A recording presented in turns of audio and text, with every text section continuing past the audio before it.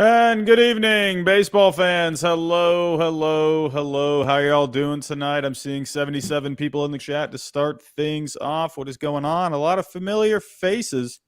Can they hear me? Is your audio working, John? Yeah, I can hear you fine. Okay, cool. All right, someone's saying you're muted in the chat. All right, I think we're good. Yeah, we're good. So what is going on, everyone? Sorry about that. I'm seeing a lot of familiar faces. Bobby, what's going on, my friend? Seeing a couple of members in the chat. Ted Evans, Nicholas, what's going on? How are you doing? Johnny Cage, hello, my friend. Welcome back. Mr. Chicken, what's going on? How are we doing? Cameron, one of our members, hello. Got a couple other moderators in here as well. Everyone, hey, we're how long, John? We got what, a week? Is it or less than a week? 6 days, less than a week. Less than a week until the trade deadline. It is busy time, my friend. Of course, we're going to get into Juan Soto tonight. That's the big name. Is maybe Juan Soto holding up the market a little bit? We'll talk about that.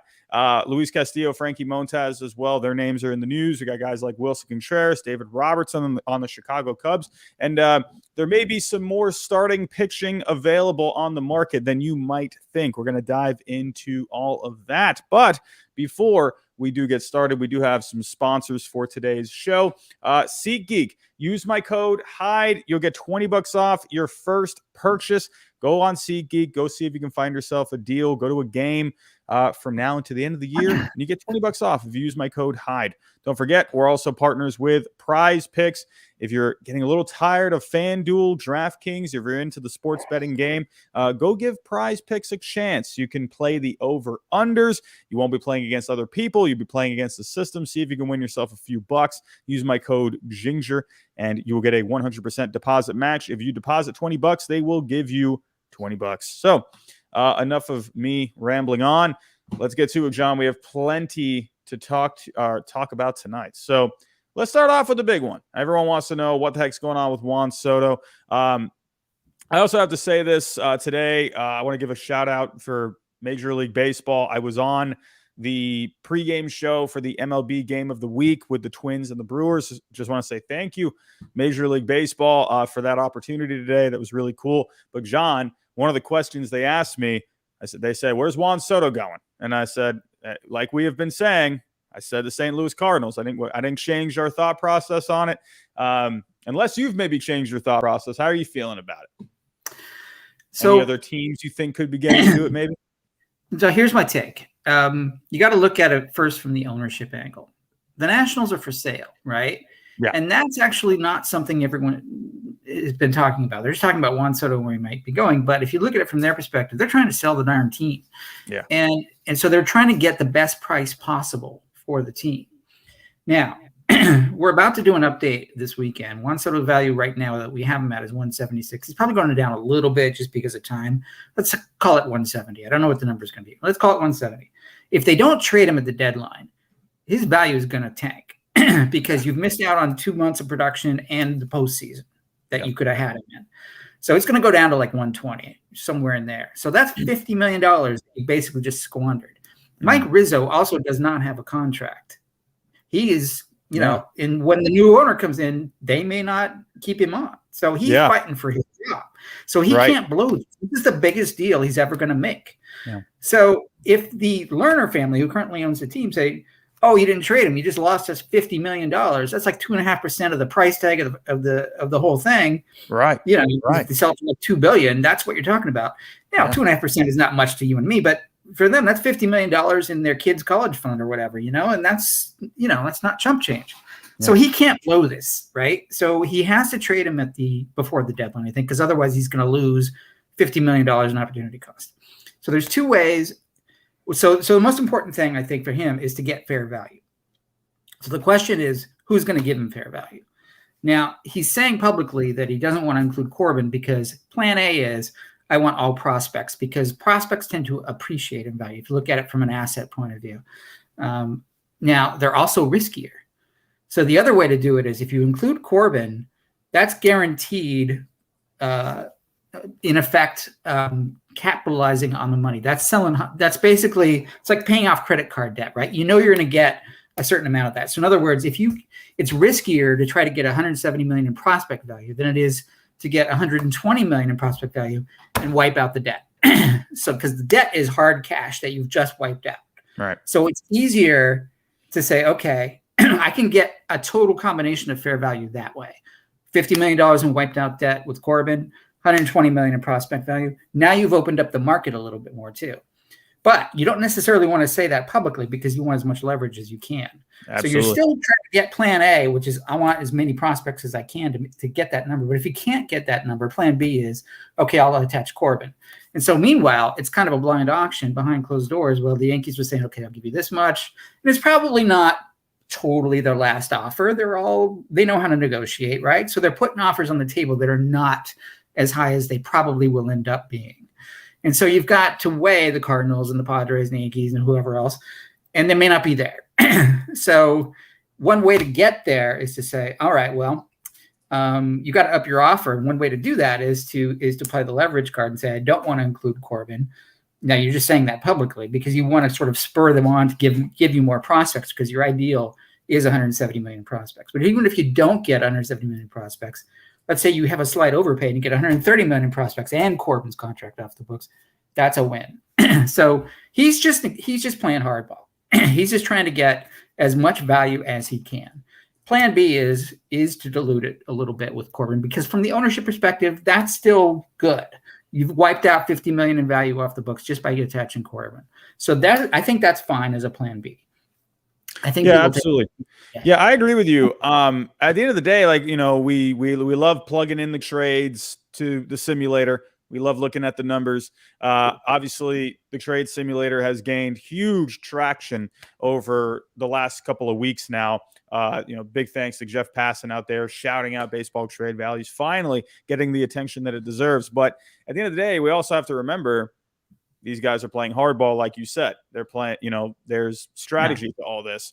And, you never want to reveal your cards right away. And as we can see here in the article, he goes on to say, we've never contacted teams and talked about Juan Soto and attaching any contract to any player. We're not going to dilute a return for any player by adding a bad contract. So you never want to say, right off the bat, like you said, like, yeah, we'll give you this and we'll get less. It's like, you never want to go into any kind of bargaining, trying to get less. So to me, this his way to try and get as much out of it as he can. Yeah. I don't want to say it's BS, but I think it's all part of negotiation, right? It's all part of trying to get the best deal you can by saying, he's going to hold that card in his back pocket just in case he doesn't get as many prospects as he wants. Absolutely. Yeah. And to me, I think Corbin is going to be one of those, if he were to be in a deal, it could be where maybe it helps just close the gap at the end of a deal. Like maybe you got the right players involved. You're almost there. You're like, all right, now, okay, let's talk about Corbin. All right, let's see if we can, maybe close up that little gap. Maybe if the Nationals send over some money with him, so on. So I think, like you said, this is a bargaining chip here. But I do think at the end of the day, in my opinion, I would say the Cardinals still to me right now are the best fit when it comes to, like we've talked about, looking at all the aspects, a nice blend of major league ready as well as minor league prospects, the willingness to have a deal, to make a deal, to the willingness to take on some money, or in this case, extend someone like Juan Soto. I could see the Cardinals wanting to, they never go out there and go get like a major free agent, but I could see them being like, oh, okay, 23-year-old Juan Soto. Yeah, we'll definitely do something like that. Yeah. So, they traded for Arenado. They traded for Goldschmidt. They had, and then they extended Goldschmidt. So like they'll deal with big time players. They were in on Stanton a couple weeks ago, as we said before. Yeah. But I also think there's just a place for it from a fit standpoint, because Jordan Walker is blocked by Arenado and or Goldschmidt. Carlson can be replaced by Soto. So, and those are two big chips. That's like 130 million in value right there. And if you include Corbin, then you're done.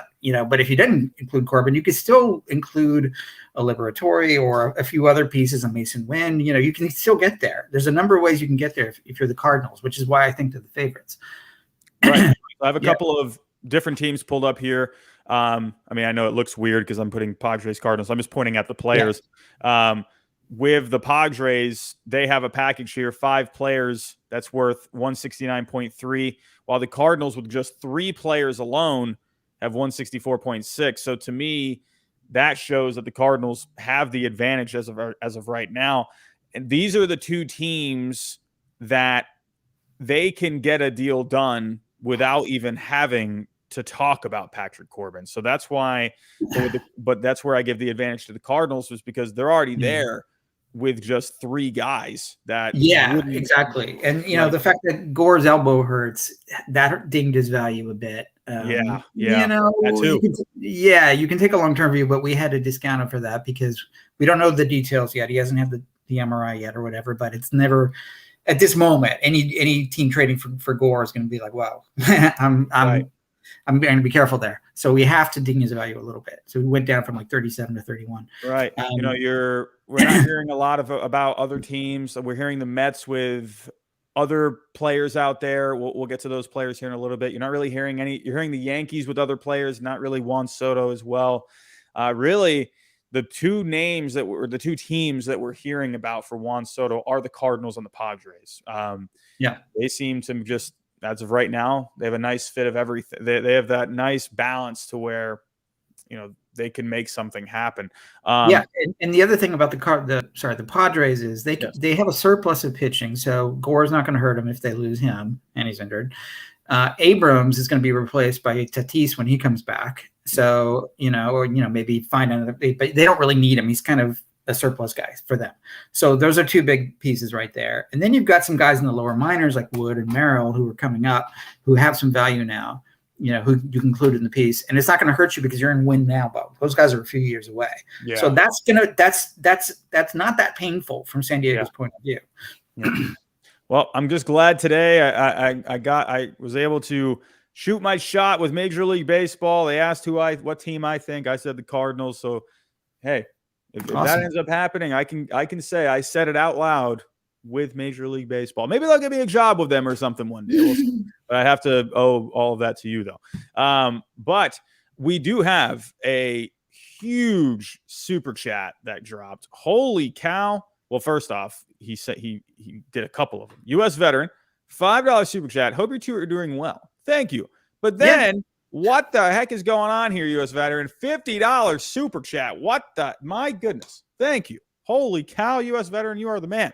He says here, I don't look at Corbin as any value for the receiving team. I think with Corbin, we've talked about this before, where I feel like if he ends up going to the right place, he could end up turning his career around. Like a couple examples, the Dodgers, Giants have done really well with helping pitchers get back on track.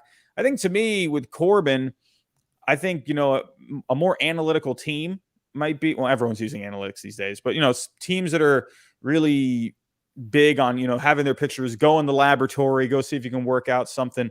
I think a Corbin on a team like that could make a lot of sense. But I don't know, if you were to make a prediction here, do you think Corbin ends up being in a Soto deal, or do you think it's just going to end up being Soto? Like I said, he's plan B. They want to get fair value one way or the other, or in a package. So I'm still thinking it's likely. But let me just sort of add to that point. Corbin doesn't have a whole lot of what we call field value, right? Mm-hmm. He's been bad, and today he was bad again, terrible, in fact. So if you just look at the field value this year in particular, you'll say, well, nobody wants him. But he does have a track record, and to your point, Robbie, somebody could turn him around if they know what they're doing, if they have a good pitching coach. So there's a little bit of a probability that he could be turned around. But the main reason that you would also take him in a deal is to save yourself from including prospects you might be hoping for in the future. So it would reduce your load. If you're San Diego or St. Louis or whoever, you wouldn't have to give up as much. So you have to look at it from that point of view as well. So there's hidden value there. So by taking on Corbin, you save your prospects. That's the main reason too. Yeah, I agree. It's Corbin. It's crazy to see what has happened with Corbin, where this is a guy who just signed a massive contract not too long ago. He was very good, one of the more solid pitchers in the game, and it's just abysmal. I mean, even when you look at the Baseball Savant page, just all blue. Yeah, all blue. I mean, blue is bad in their page. Wait, sorry, what? Blue is bad. That means you're ice cold. Oh, yeah. But ice cold. The only thing we're seeing here is he's not giving up a ton of walks. So, with the Patrick Corbin, he's 33. He's a lefty arm. Still, not a great amount of velocity. I just feel like hitters now, he's just fallen behind with, while sure he may have been good a few years ago, I just feel like, a few years later in today's game, his stuff is just completely fallen behind. I mean, the only other option is maybe you put him in the bullpen and see if you can just salvage one pitch, maybe two pitches, and see if you can make it that way. One of the most expensive relievers out there, but you got to figure something out with him. But U.S. veteran, thank you. $50 super chat. Holy cow. You are amazing, my friend. Thank you. He always supporting the channel. Thank you. Jimmy Productions, before we move on to the next story, do you think the Giants could trade Brandon Crawford or Brandon Belt? Hey, just like my Red Sox, the Giants aren't playing great baseball lately. And I don't know. I feel like with these guys, Brandon Crawford, when is he a free agent? They sent him to a 2-year deal in the offseason, so he's got another year left. I think he's making $16 million this year next. Right. And then, 35 years old, having a down season. I don't really see why a team would want him all that much. I don't know. I mean, he's not making he's making 16 a year. So he has to have negative value at this point. Yeah, he's got negative. They both have negative value. So you have to kick in some cash or a prospect or something to get rid of him. I do have to say one thing. When Farhan Zaidi, the president of baseball ops for the Giants, signed Brandon Crawford, he was asked a question about aging curves, because typically you don't want to give a big contract to a guy who's 35 because they tend to decline, and that's the aging curve. And he said, "Oh no, I don't care about aging curves." But look what's happened. His old guys are declining and the aging curves win again, and so, you can try to stay in shape. You can try to fight father time, but father time always wins. Yeah. Especially at like a position, shortstop, where it's a highly demanding position. I mean, Jeter was never a good defensive shortstop. Yankee fans, you can hate me for that one, but it's true. And it. Just because he made a diving catch into the stands doesn't make him a good defensive shortstop. Anyway, I digress. But with him, he stuck at the position, for his whole career. Crawford, on the other hand, he's 34 or 35. Sorry. I don't know. It's just, Belt's been injured too much. Crawford is in decline. I just don't see a shortstop. Yeah. Unless they put, unless a team wants him, maybe they need, maybe a lefty bat with a Brandon Belt, and the Giants are willing to eat some money. Sure. Yeah, I mean, off the bench, like one of those guys who could be a lefty bat off the bench for the playoffs, maybe. Yeah, I would say, like you said, they're both lefty bats. I would almost find probably Bell probably a little more intriguing at this point. He has a higher WRC plus. Brandon Crawford's at an 81 WRC plus, while Belt is at a 113. So I could see Belt being a bit more of an intriguing left-handed bat, to add to your bench at this point. Like a platoon for, designated hitter, first base spot. But Crawford, I don't see him going anywhere. Maybe Belt, but I feel like there's better options out there at this point. You're not going to see anything happen. If anything were to happen with Brandon Belt, you're not going to see it until after Josh Bell's gone. And if Xander Bogaerts is going to go anywhere, you're not going to see Crawford go anywhere until he's gone. So, I think those are going to be those are definitely going to be options later on. So, But let's move on here. I know we have a couple other super chats. I'll get back to those in just a little bit. But do want to just move on to the next story. We have some updates here on Luis Castillo and Frankie Montas. Don't forget about these guys. These guys are on the market, and teams want them. So let's get to it here. So Luis Castillo, I feel like we both agree he's probably going to – I don't know. Do you feel like he could end up being the first one moved, or – maybe teams are. So here's the problem. Juan Soto is holding up the market. You might be wondering why nothing is going on. It's only 6 days till the deadline. Last year, we had kind of trades starting to trickle in, starting about 2 weeks before the deadline. I was just looking at our logs, and we had Jock Peterson moved, and Starling Marte moved, and a bunch of other ones. And there's just been nothing. And so so if you ask why, I think the answer is obvious, because Juan Soto is holding up the market, because teams who are putting in their bids are they're putting on the table 4 or 5 prospects or whatever. But these same prospects would be, in a couple of cases, the ones going for Castillo or sometimes Montas. So, like, you can't trade them twice, right? So if you win the bid for Soto, you can't trade him for Castillo. So, like, the Yankees in particular probably made a bid on both, right? So they're waiting to see. And then the other teams are waiting, well, what are the Yankees doing? So are they going to outbid me for Castillo? So the whole thing is getting held up, right?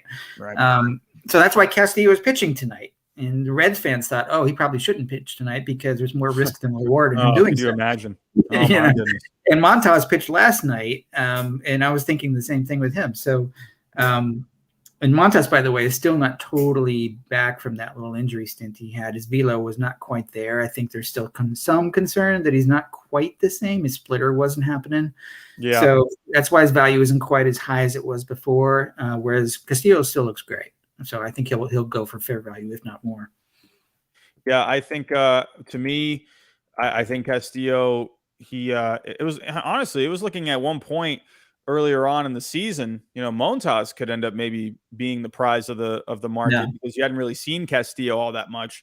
And now Castillo is, remember last year, Castillo got off to a really tough start. Right. This year he said, okay, forget it. I'm not even going to pitch in the beginning of the year this year. I'll take the month off. And he's come back ever since rehabbing from that IL trip he took. He's been great. He's been phenomenal. Pitching in Yankee Stadium last week and looked great. He looked like he fit right in over there. It was almost like he fed off that energy. But if we're looking at the article here on MLB Trade Rumors, as of right now, what do you know? The Cardinals. Could you imagine the Cardinals? They couldn't do it, could they? They couldn't get Soto and Castillo. I mean, maybe if you squinted and you said they did take Corbin's contract, so that means they saved some prospect capital for Castillo. Maybe that would be the best trade deadline ever. Don't even you couldn't even compete with that. My goodness, I hope they do it. But they do need pitching, right? So you got to figure they're in the. That's the thing.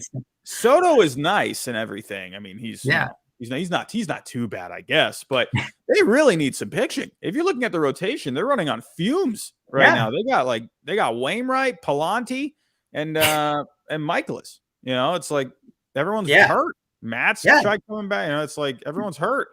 Palante was just sort of a fill-in, and now they need him. So I was actually looking. I don't think this would end up happening. Just a random thought right now, because I was looking into. Well, I love the simulator and everything, but it's hard to kind of read where you can come up with all these trades in the simulator for the Red Sox. But with Chaim Bloom, you never know who this guy is looking at. He's looking deep into the rough, looking for diamonds. Palante would be kind of a guy I could see him going after. Bloom likes to go after these guys. And it's funny because he did the same thing in the draft.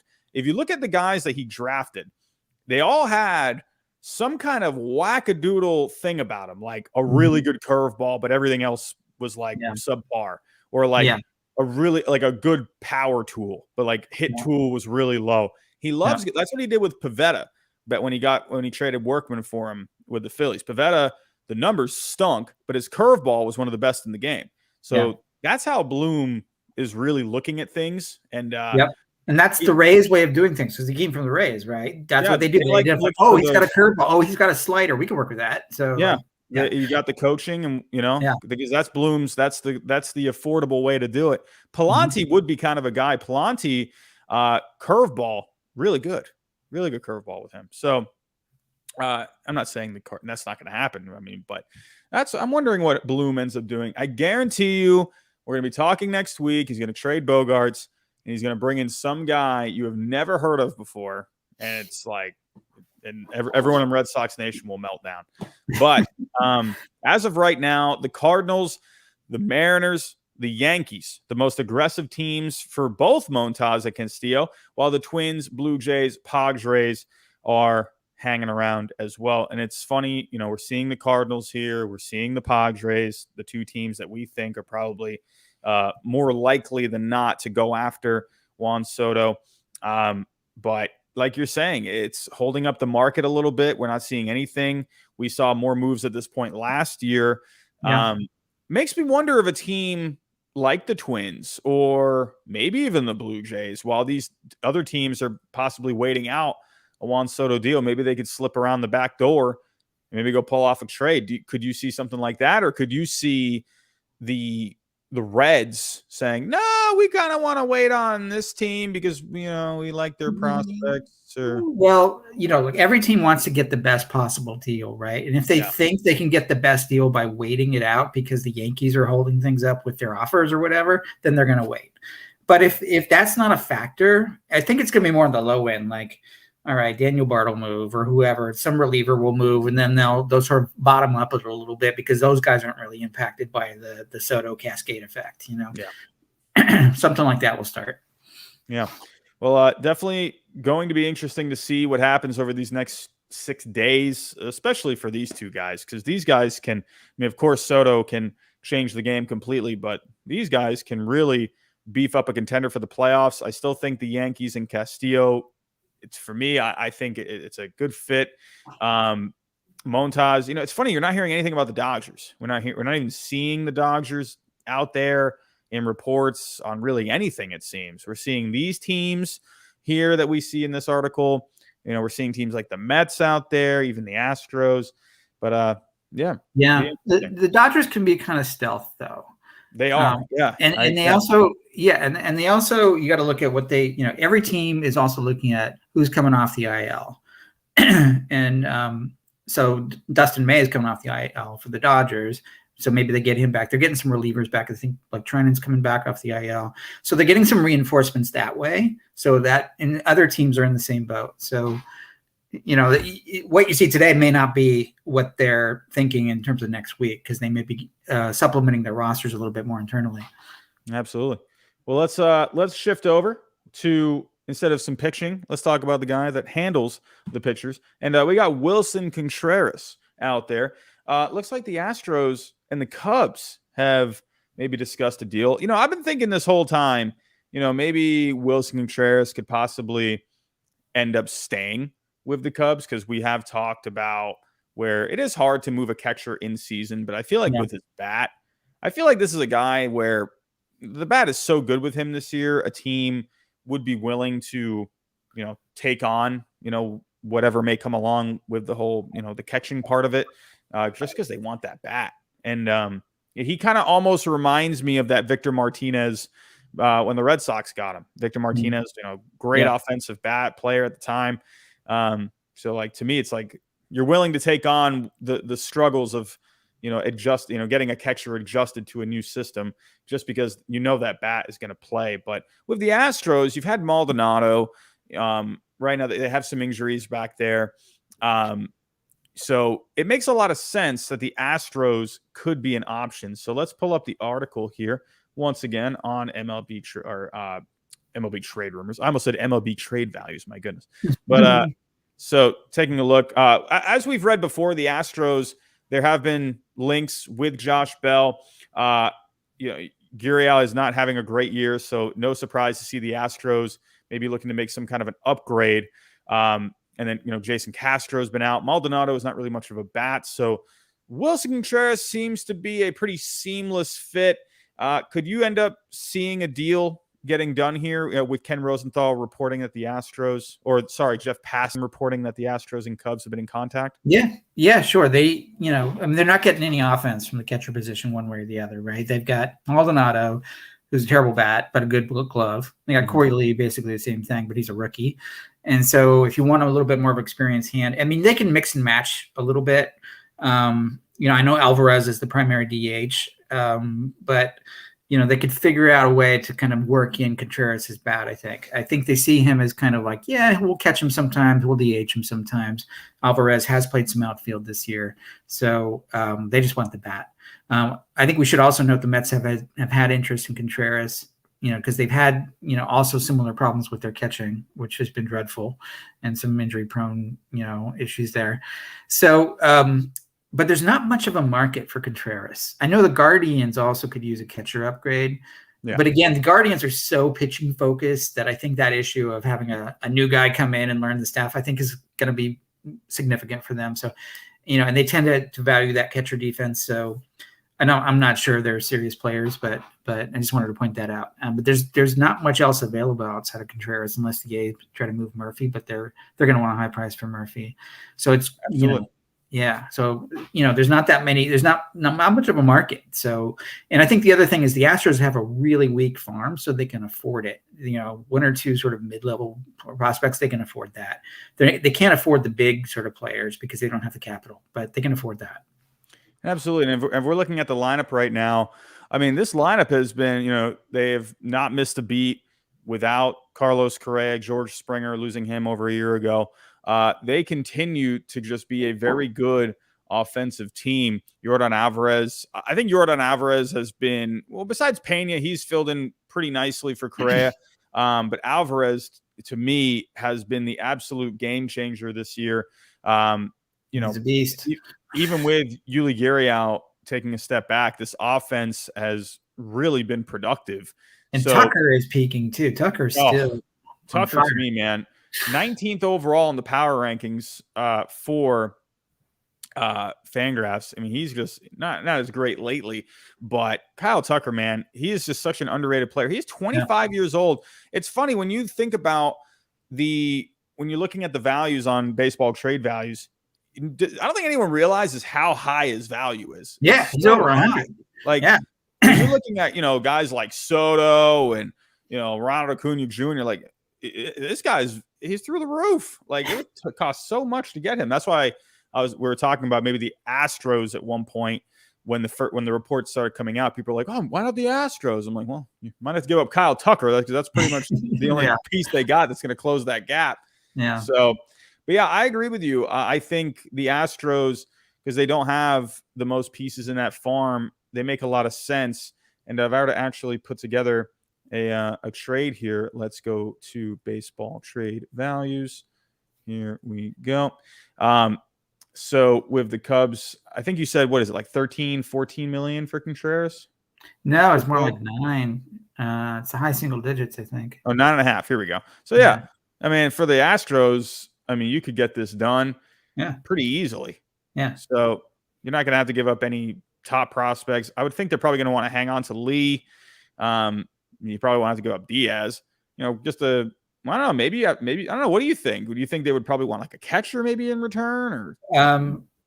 They could. I think the Cubs would be interested in Diaz as kind of a young catcher. I mean, they've signed Young Gomes for through next year as well, but I think they could work in a catcher because the other, the main catcher they have in their farm, Miguel Amaya, has been injured. So I think they would consider. I mean, that. You could definitely maybe see something like this here. Barber, Lee, possibly. Lee hasn't really adjusted to that AAA pitching as much as they would like. So I could definitely see something like this. Contreras, it's one of those, he's one of those players where he's a really good player, but his value isn't going to be as high as you would think it would be. So no, I've seen reports out there like, oh man, might take like a top prospect to, get this done. It's like, nah, probably not. So he's a rental. He's having a good year, but there's not much of a market. So, all righty. Well, let's move on here. Let's stick with the Chicago Cubs. Once again, the Chicago Cubs just have all these pieces to trade. Taking a look here. Let's go to the bullpen. We got David Robertson looking like the Mets. It's looking like the Yankees are showing some interest in one of the better relievers in the game. With David Robertson, we've talked about him before. Let me pull up the article here. So we've talked about David Robertson before, where I feel like he's one of the more intriguing options out there, simply just because he doesn't have much of a value, and teams always want some bullpen arms. So you could see just a flurry of teams, their phones, they probably have to get like probably 10 more phones into that office just to accept all the calls. But I don't know. I think, and this is another aspect where, the Yankees maybe could they be possibly looking into someone like Luis Castillo a little bit more at this point, but Maybe Luis Castillo is being held up by the Juan Soto market. So I don't know, now Robertson's market maybe could be held up, maybe just a little bit, possibly. I don't know. But it's interesting how you got that one huge piece at the top. You just need that huge boulder to just fall off the mountain. Yeah. And then you got the avalanche that comes with it. So yeah, it's going to be bonkers on Monday and Tuesday when all that happens. Yeah. Yeah. But Robertson, I would actually think I would think it's a pretty cool story if he ended up going back to the Yankees. I feel like, I don't know. I got a hunch here. I always there's something about players. You don't often see them go back to old teams. You do hear it once in a while. I feel like the Mets, this is more of like a Mets target, in my opinion. What do you think? Yeah. I mean, there were rumors of bad blood between Robertson and the Yankees. I don't know what happened. He's been on that team twice, and after the second time, I'm not sure what happened, but that's been in the rumor mill a little bit. So maybe that's a factor. Maybe it isn't. I don't want to speculate. But look, there's no big fish on the market in terms of the relievers this year. There's not like last year we were talking about Kimbrel, right? And he did generate a big overpay. But I don't see that. I mean, I can see Robertson getting an overpay from a value standpoint. He's in the low single digits, like 3. But I can see a team, paying 5 or 6 for him or whatever. But it's not a big deal. But he's a 38-year-old on a rental for 2 months ish. He's doing well, but he could kind of fall apart at any time. So you don't want to give up too much for him, which means he's affordable to anybody.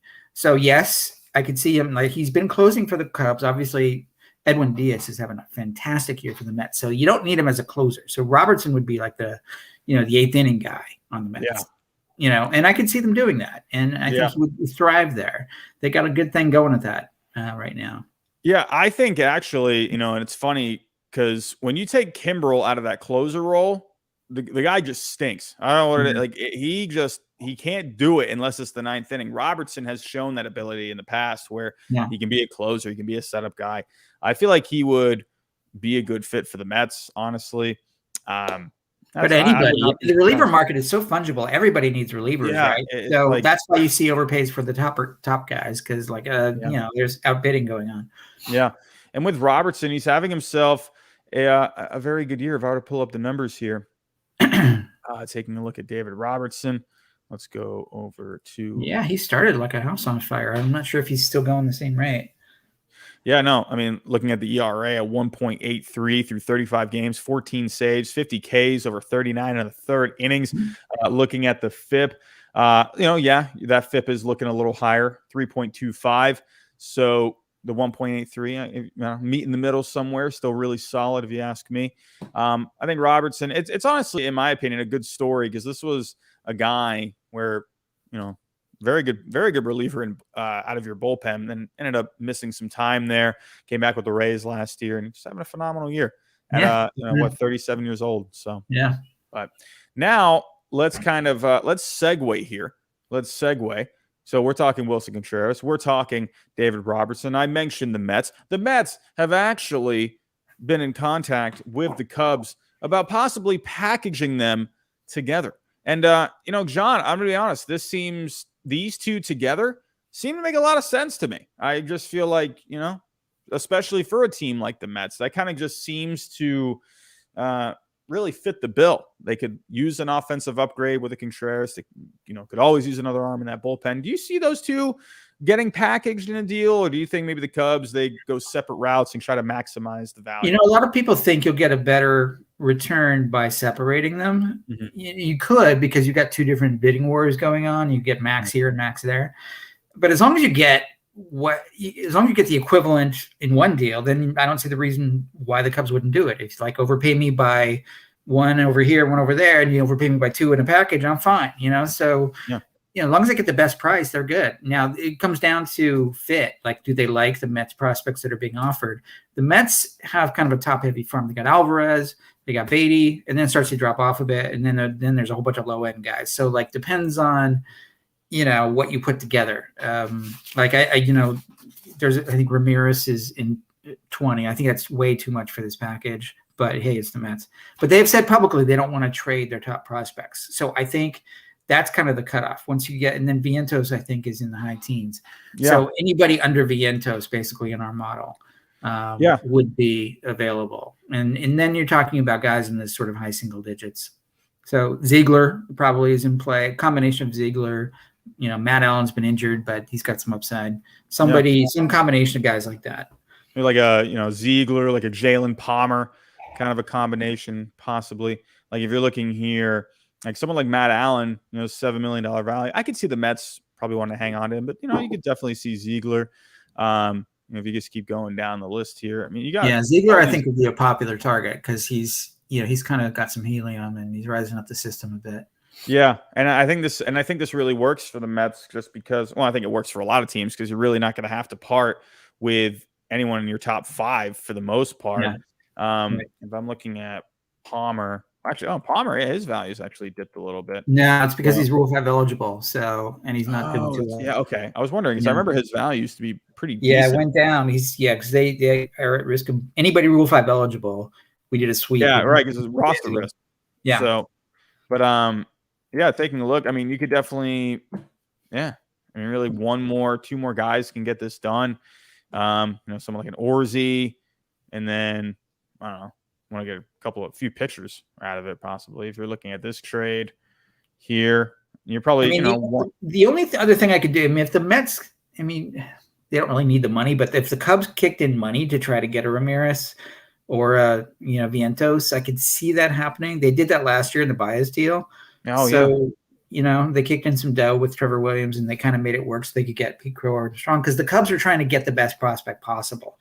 So if they really like Vientos, they might stretch a little bit by kicking in some money. Say, okay, we're going to package Robertson and Contreras and kick in some dough and we get Vientos. I could see that happening.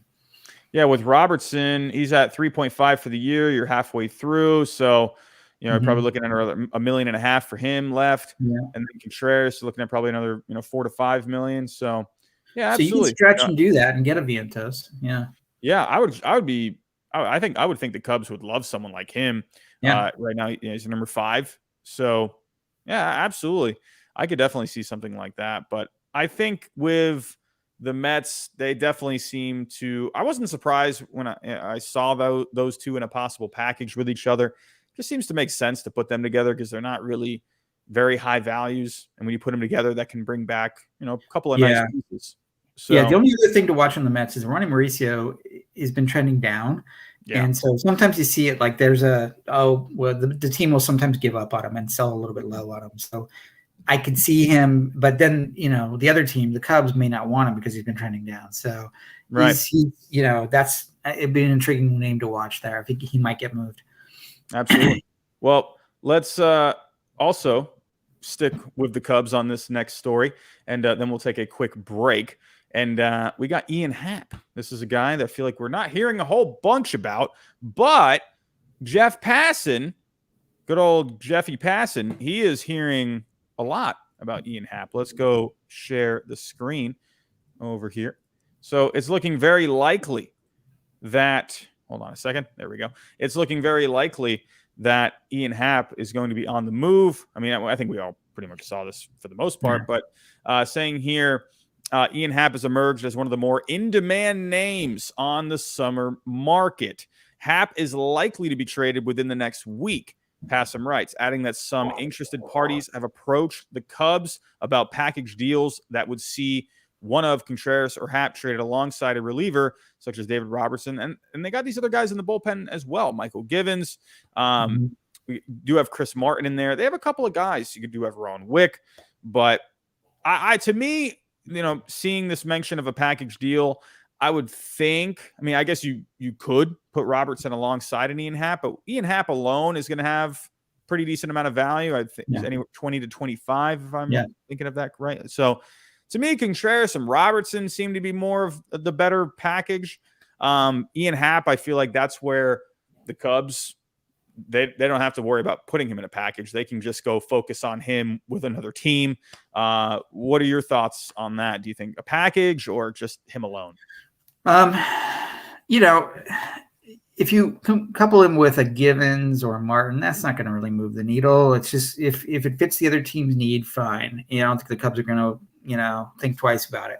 If that is, it's just like the extra sort of cherry on top, but the main meal is Happ, and he can play a decent center field. He's having a really good year. He just was an all-star.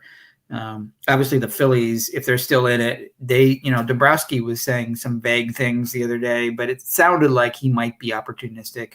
The Phillies could certainly use an upgrade. Yeah, talking about using some, looking for some starting pitching. Yeah, well, yeah, but they always need bullpen help too. Yeah.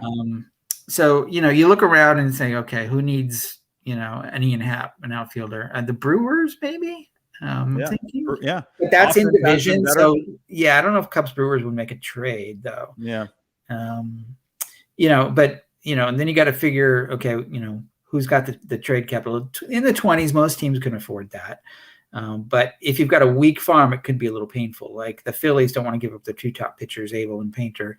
And after that, it's kind of a mix and match game. So I don't know if they can do Happ. The Brewers could do it pretty easily. They've got a couple guys they could throw in. So I don't know. But, I think there's a few possibilities there. Yeah. And if we're looking right now at some teams when it comes to the outfield offensive rankings, we're seeing Cincinnati, Detroit, Oakland, my Red Sox. Oh, my goodness. Are they losing? Are they still losing right now? I think they're still losing. But Miami, I wonder, could be, Miami. We're going to talk about Miami in just a little bit. But it's an interesting team because they're not like completely out of it. They're within a good run of getting into that wild card race. They're on the outside looking in right now, but they're not like completely out of it. I wonder if that could be a bat that they could maybe be on the lookout for. The Padres have always been what looks like to me a pretty nice fit. I would think if the Padres end up not getting Soto, Happ could be a nice fallback option for them. They've always just seemed like a pretty good fit for someone like Happ, but I don't know. I almost kind of like the Marlins in a way if they're motivated enough to go after it. Yeah. What are you thinking? I mean, Grisham's having a terrible year in center field, San Diego. So I could see them upgrading with Happ. It's not a huge upgrade, but it's an upgrade. The Braves probably could use another outfield. They're sort of in a similar position they were last year. They lost Duvall. They don't have a whole lot of trade capital with prospects because they've pretty much stripped their farm pretty bare, but they could probably piece something together. A couple teams like that, maybe in addition to the ones I mentioned before. Yeah. Another team that came to my mind, I always wonder about the Cubs and the White Sox coming together. Obviously, you had the Kimbrel trade last year. But if you're looking at the White Sox when it comes to their offense in the outfield, just really subpar. I mean, you got Robert, obviously, he's been their best outfielder. Vaughn has been good this year. But, it feels like they just haven't really found that other guy. I mean, you got someone like Angel, but not really a whole lot going on there. They traded for Pollock, but I think he's been injured. Right, yeah, and Pollock hasn't really emerged as all that much. The only two guys they have in the triple-digit WRC pluses are Robert and Vaughn. So I wonder maybe would the White Sox look to maybe add another outfielder, Yeah, maybe, because they are in win now mode, right. And their window is not going to stay open forever, right? So, and they do have a weak farm as well, but they've got, they could probably piece it together. Could get done. They could. And Happ's not that expensive, so they could probably put it together. It's just a question of if Chicago if the Cubs like the package or not. Yeah, and we did see the Rays. Kiermaier is going to be on the season-ending IL. Yeah, so maybe a team like the Rays, switch hitter possibly would like someone like that. That is easy for the Rays. I think it's a great call. Because he's the type of guy that wouldn't cost them. It wouldn't make a dent in their farm. There's a lot of teams out there. I mean, with someone like Contreras, more limited, obviously, because of the position. But hey, why not? Let's have Robertson go back to Tampa. Let's do it. Robertson head back to Tampa with Ian Happ, and there you go. Go for it again. Yeah, I mean, they could use another reliever in Tampa. They've got a million of them on the IL. So, I could see the Rays doing something like that. We just talked earlier. You never really see players all that often go back to old teams, but I don't think the Rays care about that. Yeah. So, right. But well, let's move on here. But before we do move on to our next story, I do want to catch up with a couple of super chats that we had earlier. Let me just make sure I didn't miss one. No. Okay. So we had a super chat in from Carl Nicholas. Any chance the Mariners pulled the trigger for Soto? We have talked about the Mariners as a possibility. Feel like we're not hearing about them all that much right now. I mean, it's always possible. So yeah, there's always a chance, especially with Jerry DiPoto. He's a deal maker. Yeah, absolutely. I wouldn't count the Mariners out. Looking at their farm, so it's a little bit weird though, because they spent years building up their farm, and then to strip it down with one guy seems a little. You have to squint to see that, and a lot of their prospects, they're not as valuable as they think there are. You got Marte. You're not going to trade Julio, obviously. Maybe they throw in a George Kirby, who's got a lot of value, but I think they want to keep their young pitchers. Yeah, he's one of the best of the young ones. So now you're dealing with, okay, maybe you say you're in a win now mode, or at least you're trying to be in a win now mode. And so you trade guys who are sort of younger but have some value, who are a couple years away, like Marte and Arroyo. But that only gets you to 60 on our model. Yeah. Emerson Hancock has been injured a lot, and he looks like a reliever. He's only at 6-ish. So you're not going to quite get there unless you take the Corbin contract. And even then, you're still not quite there. So I'm not seeing it. Yeah, the Mariners seem to be on that. You got the top tier, and then they seem probably be on that next tier. Where, but I'd probably say no on the Mariners, because I'm looking at other teams right now as better fits. But I wouldn't count them out of it. I wouldn't say that at all. Kelenic in there, he's got some value still. New change of scenery. Kelenic is one of those guys. A change of scenery could be good. Like where, the Mariners right now, they're just red hot lately. He's not really, I don't know. He's just not fitting into at this point in time, this current timeline, where he's not playing good enough to be able to, hang on with his team. So maybe a fresh start with the Nationals can end up being really good for him. So, it's hard to see the Mariners being the top bidder for a Soto. Yeah.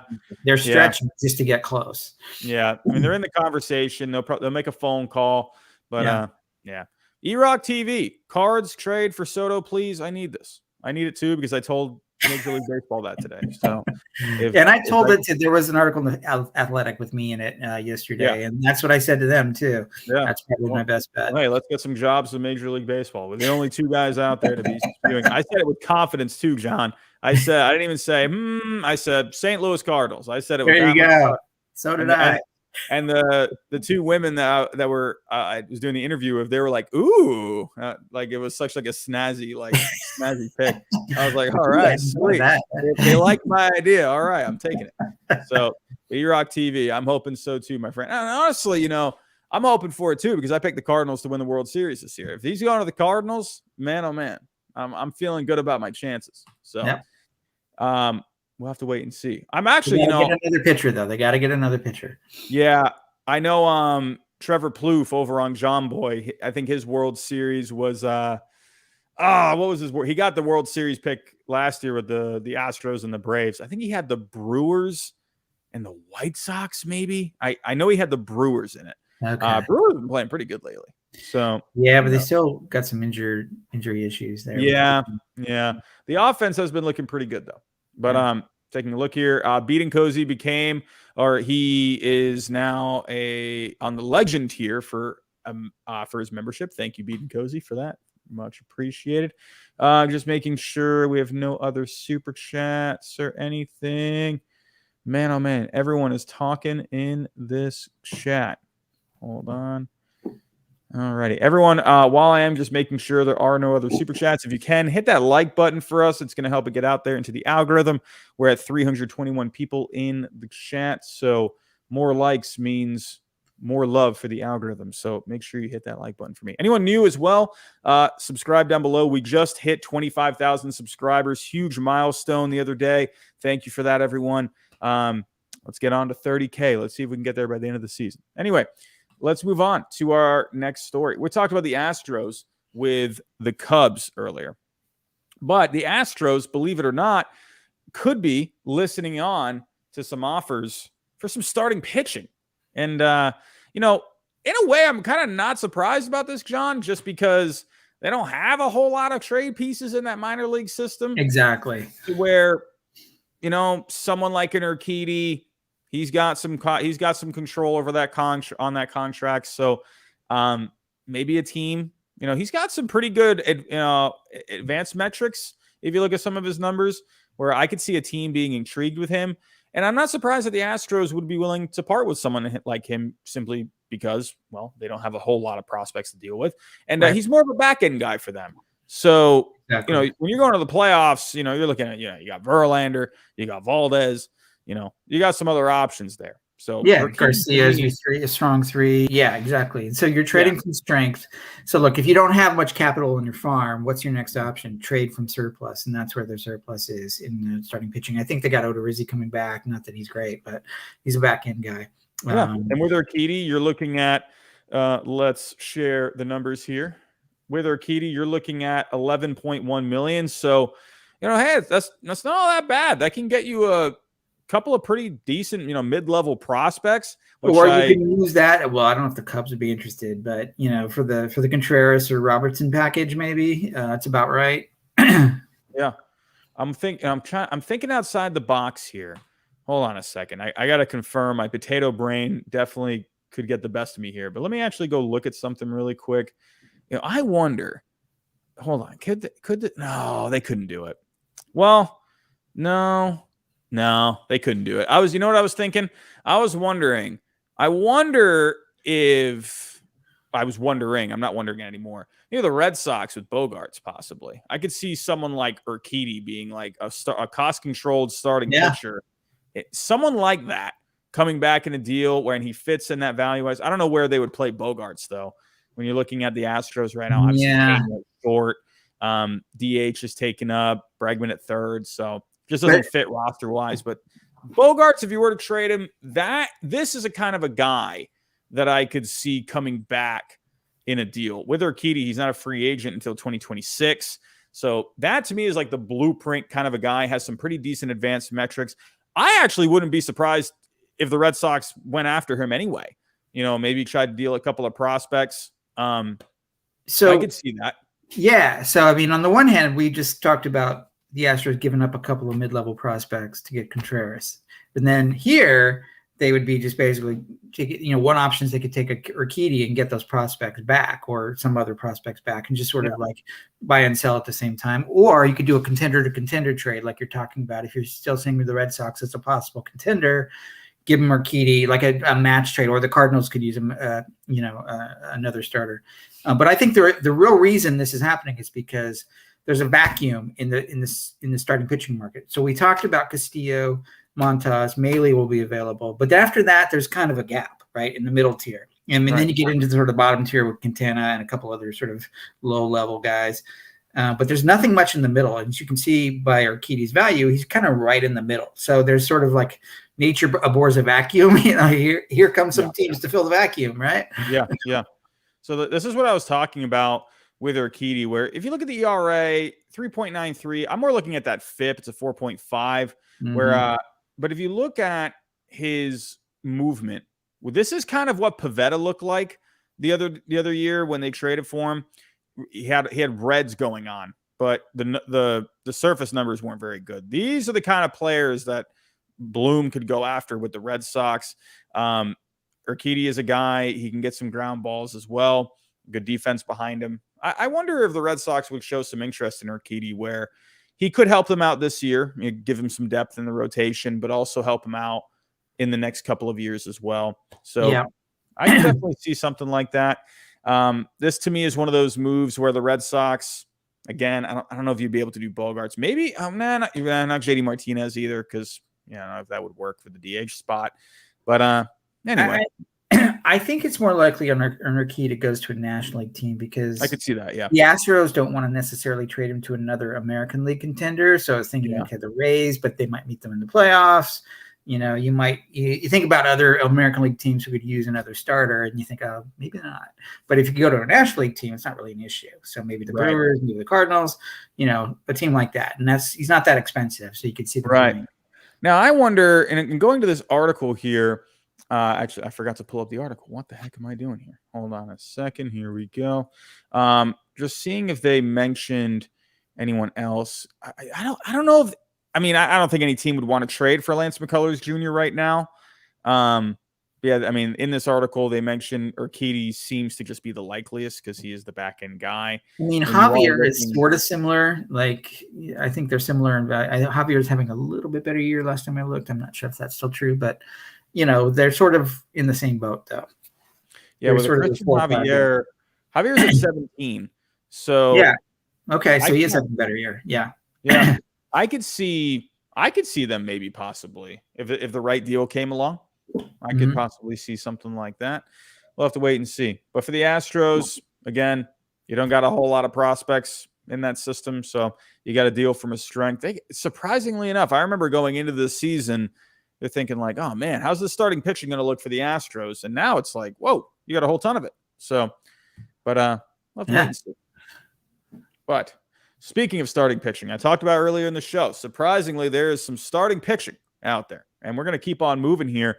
The Cleveland Guardians, who I last checked, were beating my Red Sox. Let me just go make sure. My Red Sox have been awful lately. What is going on? Of course, the Guardians are beating the Red Sox 5-4. But it's surprising when I saw this one because could you see Shane Bieber end up getting moved? I mean, this one kind of is just wackadoodle to me. I don't think so. But the Guardians, they are open to business. So maybe parting with some of their own starting pitching. Let's go with the article here. Now, the article does say that it would basically cost an arm and a leg to get someone like Shane Bieber. So guys like Plesac and Savali are a little more likely if anyone were to be moved, it would be them two. But saying here, the asking price on Bieber is exorbitant. Exorbitant. Am I saying that right? Yes. That's why I teach second grade. I can't read those words. But yeah, so I don't know, Plesac and Savali. I don't know. What is your reaction on this? Like, kind of interesting. I wouldn't think it's a next man. It's a next man up thing. So you know, these two guys are sort of meh. And if they can again fill a vacuum, if another team just needs like a number 4 starter, that's kind of where they're at. Plesac started off well when he first came up, but he's just sort of regressed a little bit. His baseball savant StatCast numbers have not been pretty. Savali's been injured. They're not, and he's always been kind of a back end starter guy anyway. So, but they want to make room because they've got similar guys coming up. They've got Connor Pilkington, who they're working in. They've got Battenfield coming up, who are, these are another sort of 4 or 5 guys. But so basically they can just sort of do that treadmill effect where they get some value for Plesac or Savali and bring in the lower level guys and still basically get the same result, but get some surplus value out of it. That's what they're doing. Yeah, absolutely. Plesac right now, like you said, kind of just meh. 4.09 ERA, a 4.18 FIP over 18 starts. He doesn't get a lot of strikeouts. He doesn't walk a lot of guys. He doesn't give up a lot of home runs, so I could see some value there. But the expected ERA on Savant is a 5.43. So the FIP on Fangraphs is a lot more valuable to someone like to Savali, not the xERA though. The xFIP is a 4.39. So that's, I don't know. I'm not trying to. I've seen worse, but like he's like a fifth. He's like a 4th or 5th guy in your rotation. Like he's a guy who's going to get some innings for you at the back end. The Guardians, they got some young guys in that system that could be ready to come up eventually. So yeah, it's like you might as well maybe just cash in on these guys while you can. Yeah, Bieber, I don't see Bieber being moved. That is crazy. I mean, he's not quite the same Bieber as he was a couple of years ago, to be fair, but he's still, got some pitches, and he's still highly valuable. I think we have him at 66, somewhere in that neighborhood right now. Yeah, they could get a nice package for him. Yeah, and they've been known to trade from the top. They traded Kluber, Bauer, and Clevenger back in the day. So they've been known to do that because they have that sort of treadmill thing going on, right? Right. Yeah. I don't think it's going to happen. I do think they're going to trade one of these back end guys, though. Yeah, wouldn't be surprised. But we'll have to keep our eyes open for that.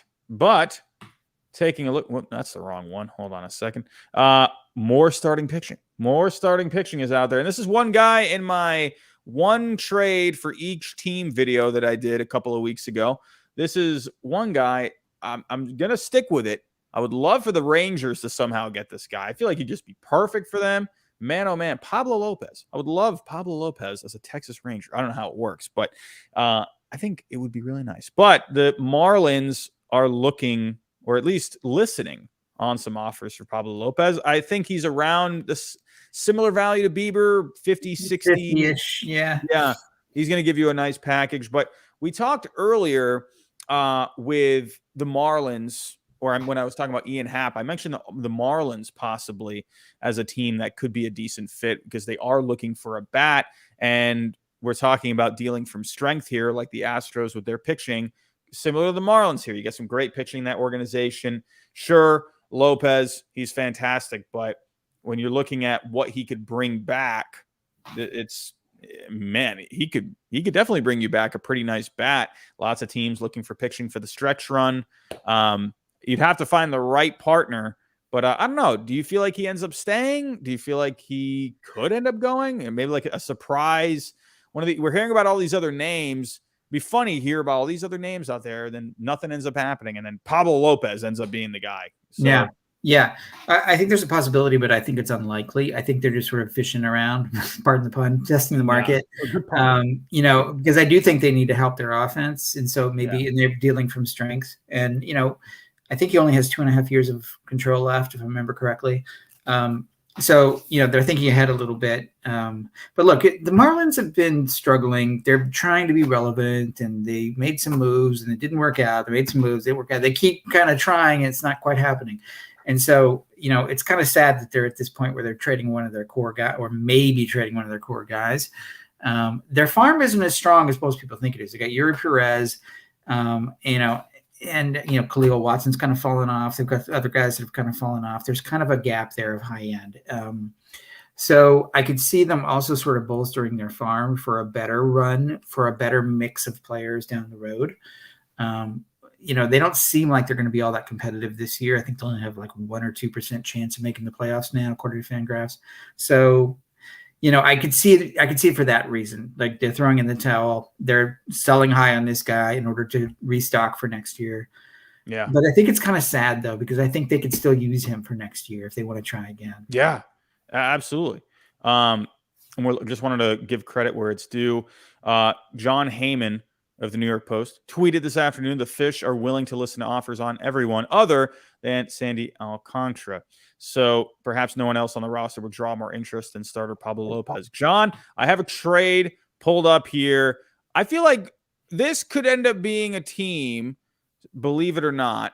I wonder if this team ends up getting into it, because maybe they're looking, well, obviously they're not doing great this year, but maybe they're looking towards next year. This is a team that they got some money. They can get competitive pretty quick. I don't know. I want to hear what you think about the little trade that I just put together here. How about the Chicago Cubs? How about the Cubs? Because you can do Happ, and you can do a couple of prospects with them as well.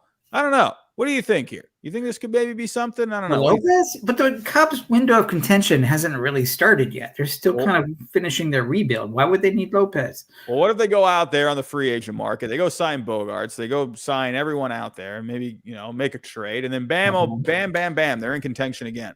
Okay, all right. Well, they did sign Suzuki, and then Stroman, so they were sort of making some okay, we're rebuilding, but we're going to try moves. So maybe I could see that. I don't know if that's the smartest. Maybe an out-of-the-box idea for someone like Happ. This is not going to happen. There's better trades out there, but I've always had a soft spot for the Cubs, I will say, just because all the curses that us Red Sox fans and Cubs have shared. But I wonder if the Cubs, maybe in the offseason, you could see some kind of a move like this where maybe they're trying to accelerate, because they were in those talks for Correa in the offseason. There was a lot of whispers around them and Correa. Maybe. I think your original idea to the Rangers is a little bit more intriguing, because they tried to jump the market this year with Seager and Semien. They're trying to be competitive. That's another one. So a lot of teams will use the deadline as kind of a way to jump the market and say, okay, we'll get him now so that we have him for next year's run and the year after. And the other thing is the Rangers have quantity in their farm. Like it's not that top heavy, but it's really deep in the middle and back. So they need to consolidate. They got out like 9 second base prospects, right? So they need to kind of, there's some offense there that might be interesting to the Marlins, like some hitters in that farm. So I could see it from that point of view. I mean, you got a couple of guys here at the top, someone like Young and Carter, where Young probably a little more farther along, but I feel like, I don't know what the Rangers would want to part with him. So maybe the next best guy and someone like a Carter. You got some younger players like Duran. Don't forget about Lowe. Maybe they could part with one of those guys. Lowe would be a guy that you could bring in now. I don't know if they would get rid of him though. But I feel like the Rangers do have, someone like Foscue is a really interesting piece because, good player coming out of college where I feel like any team would enjoy having him on their roster. But the Rangers don't necessarily, he's kind of blocked a little bit. So I wonder if he that's one of the second basemen. I was thinking right. About it. So and, he's known for his hit tool, but he's second base only. But you got Jazz Chisholm presumably at second base. They could probably move him to shortstop eventually, or I'm not sure where Jazz is going to end up. But that's one possibility. Yeah. All right. Take back what I said with the Cubs. I'm sticking with my Rangers pick. I like it. Yeah. I don't know why. I guess I just look at the Rangers. They made 2 huge signings there, and they brought in Gray too. Like everyone that wasn't like small little signing. So I think the Rangers. I could definitely see it. I hope they make some kind of a move. They're not that far out of it, are they? I'm trying to. I don't think this is their year. I think they're going to do that for next year. But can you imagine they end up making a move like that, and then a few weeks left in the season, they're like a game or 2 out. Yeah. Right now, they're 5 out. So, no, that's not right. And they are. Wait, what is going on here? I'm looking at the wild card. Oh, I see. I'm looking at July 3rd. Hold on a second. The Rangers right now are, they're 5 out. So, wait, no. 5 out of the wild card? Hold on a second. My MLB.com standings are not, it's giving me old standings. Hold on a second. Let's pull it up fresh. Where are the Texas Rangers right now? The Texas Rangers. Let's take a look. Wild card.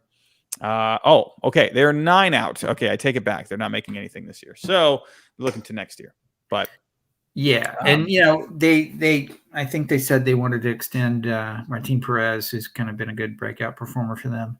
So that's another tell that they want to take it more seriously next year by keeping him around. So I can see this fit. Yeah, we'll have to wait and see. We've been hearing Pablo Lopez's name for a little while now, and I don't know. To me, this is kind of one of those pieces where you could go get a couple of nice young bats, which the Marlins need. Yeah, it's a way for the Marlins to sell high and from a position of strength. That's really what it is. Well, we got another team that is not having a great year. They were looking to have themselves a good year, and then that has gone completely down the tubes. The Detroit Tigers are possibly listening in on everyone, even Skubal. My goodness, Tarek Skubal. He was. I don't know how he's been doing lately. I haven't checked on his numbers, but this guy's numbers were off the chart in the first couple of months, and then he started having a couple of rocky starts. But and then he came back, and then he was good again. Yeah. Okay, so he's gotten back on track. Okay, so but I find this rather surprising that I don't know. Do you feel like this is kind of a, especially someone like him where he's got some control? I don't think he's a free agent now for a couple more years. No, he's got 4.5 years of control. I mean, I find that very surprising. I'm sorry. This is a mess. The Tigers are a mess. I'm not going to pull any punches here, but they basically were on track for a rebuild, and it didn't take. Manning got injured. Mize got injured. Torkelson, well, he has a lot of time, but he didn't quite set the world on fire. Riley Green's been good, but what other pieces do they have in their rebuild? It's just sort of like a couple of guys. They're way off from they're not contend. They were thinking they were going to contend because they saw a little bit of life last year, so they signed Baez. But he's Baez, and so he's got hit and miss issues, and he's not quite the guy you want to build around. And so they've got a lot of holes in their roster. The pitching staff's full of holes. So what are they going to do? and there's not much left on their farm.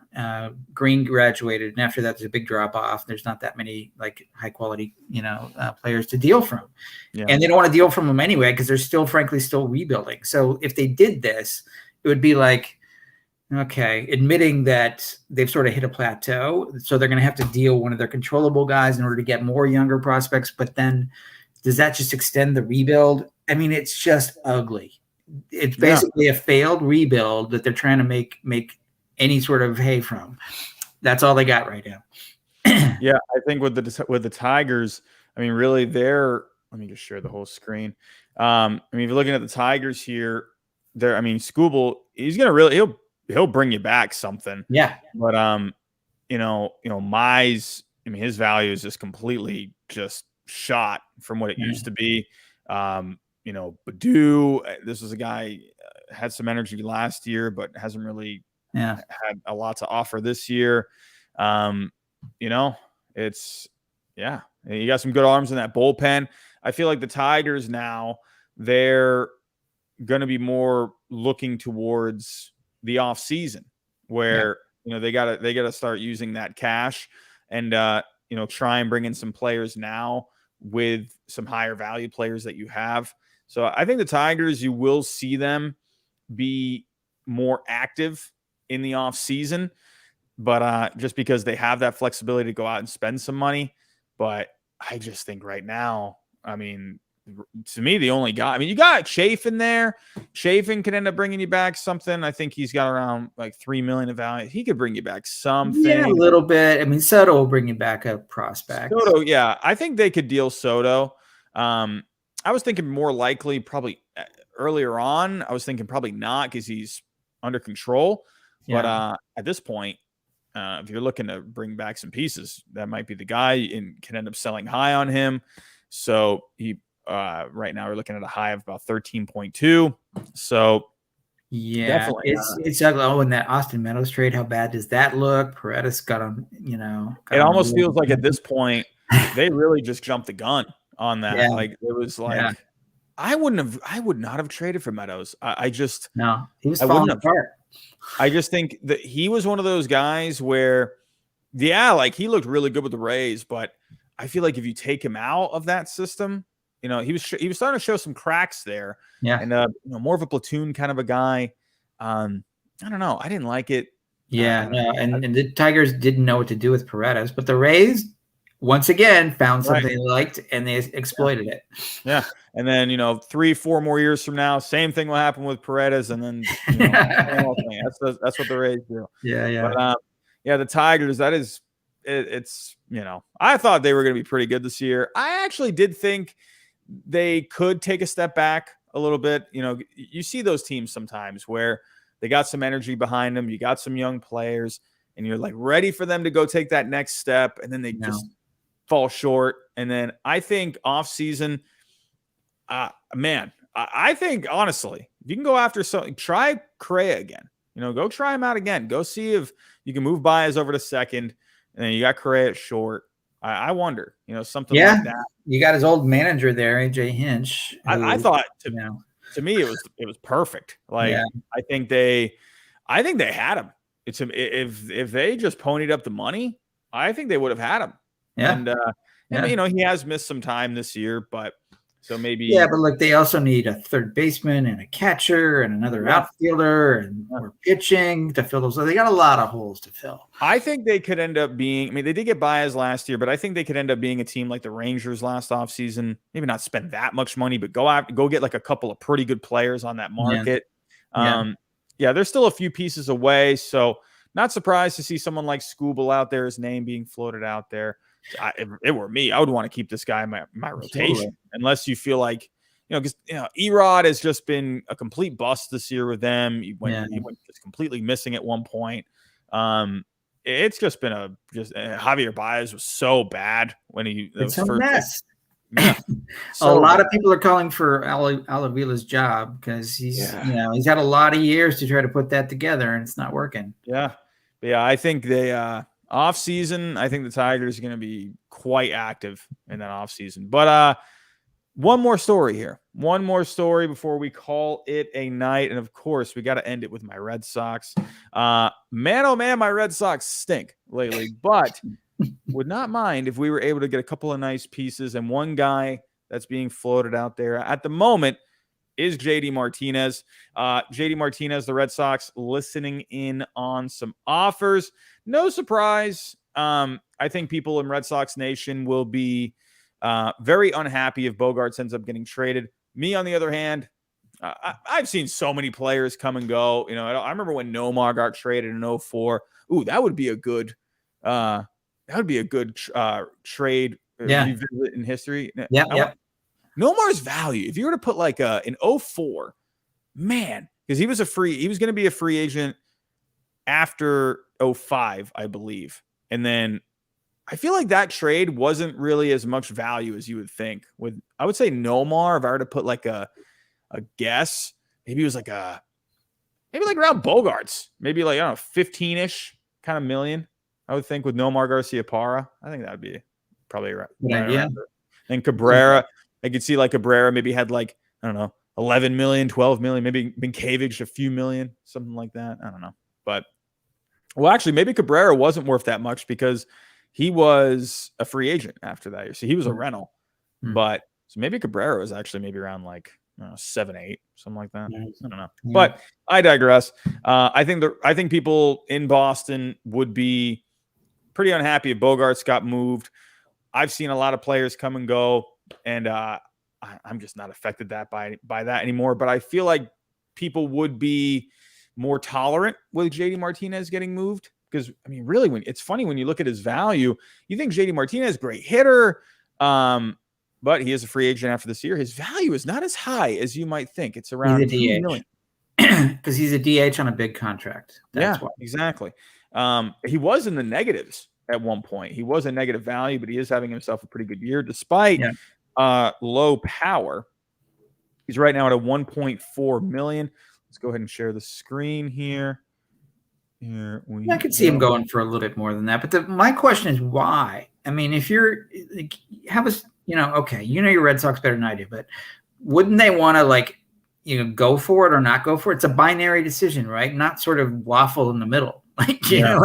Either keep him and go for it or don't keep him. And yeah, I agree with you. It's kind of like if he was more value, then it's like, I think it's going to come down to if Bloom ends up just, if he likes an offer out there, because his bat is good. So there's no question. And he's good for that team as well. He's like, he's a guy that the younger players they look to, especially when it comes to the hitting. He's almost like, in a way, kind of a hitting coach out there. Yeah. He's really analytical when it comes to breaking down his own swing. He's always looking at the iPad. He's always looking at what he can do a little bit better. But here's the thing. Sorry, dude.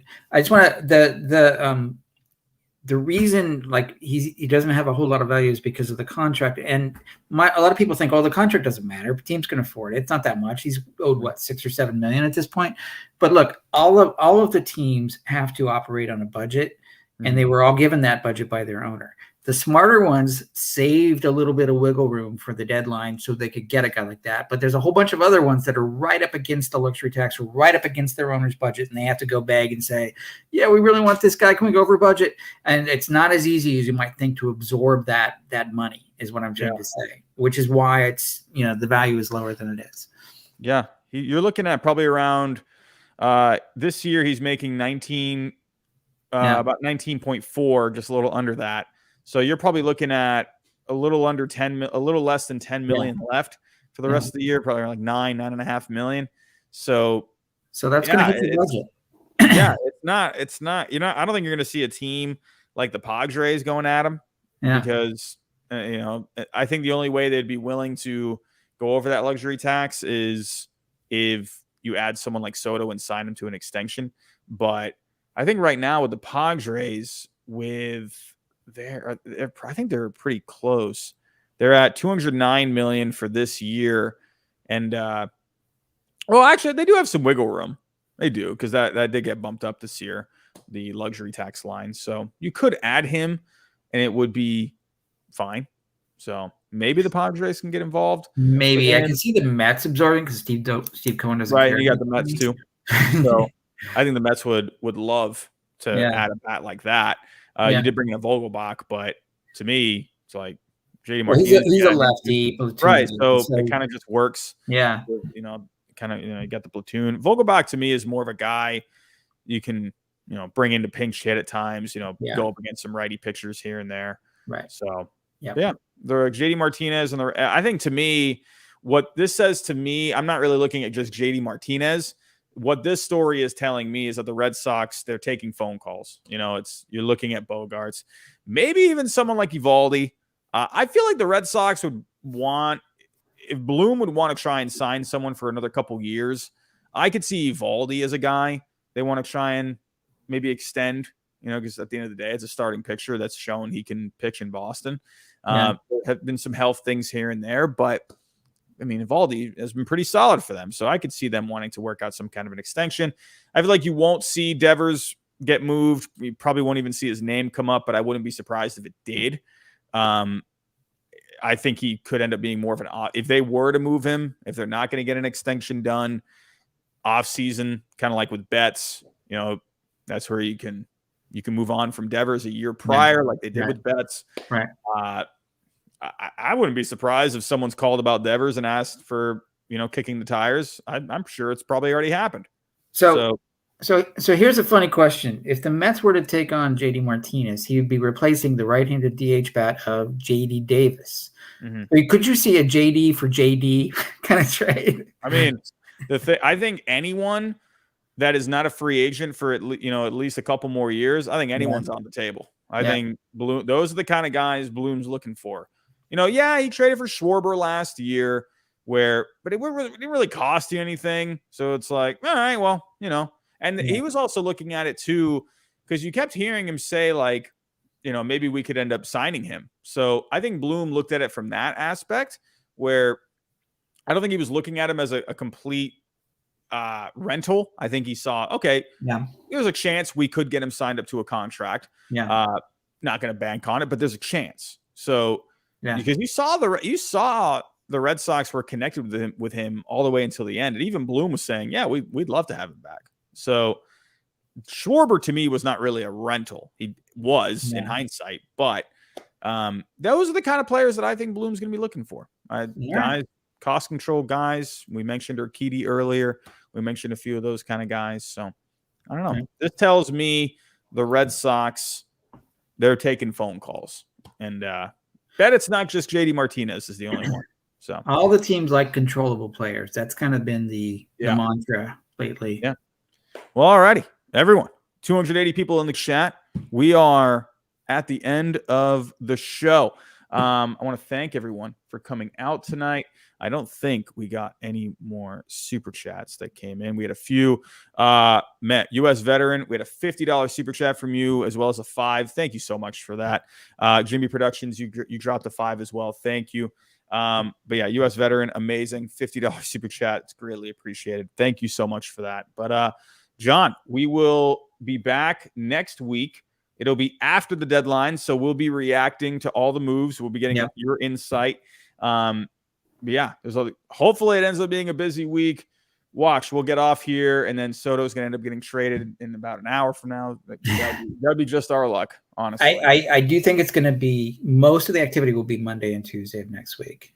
And Tuesday is probably going to be bonkers again. The weekend, it's like the quiet before the storm. It almost kind of feels like that now. Yeah. Like where you're still a little far away, or, weekend, I think you start seeing some rumblings. Yes. And, we'll end up having a good old time next week. There will be trades, and we will be reacting to them.